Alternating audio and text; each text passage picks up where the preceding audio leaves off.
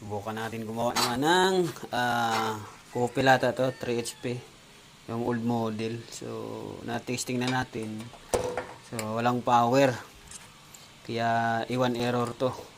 So, ito, unahin muna natin to i-check. Kasi, nandito lahat yung supply eh. Ito yung chopper oh. So, ito yung power supply. IPM board. So, ito. Hindi ko alam ang tawag nito. Ito yung main board. So, ang main board kasi, ang supply ng main board, manggagaling dito. So, ito yun, oh. Asa na ba yun? Ito, oh. Yan. Ito yung supply. So, kaya din dito nanggagaling. Ito, AC, DC, papunta dito. Tapos, babalik dito. Saan na ba yung supply nito? Yan, oh. Yan. So, babalik dito. So, dito. Ito yung muna yung i-check natin kasi ito okay naman to ang bridge diode. So ayos. Mamaya babalitaan ko kayo mga kalibre. Ito trouble natin to.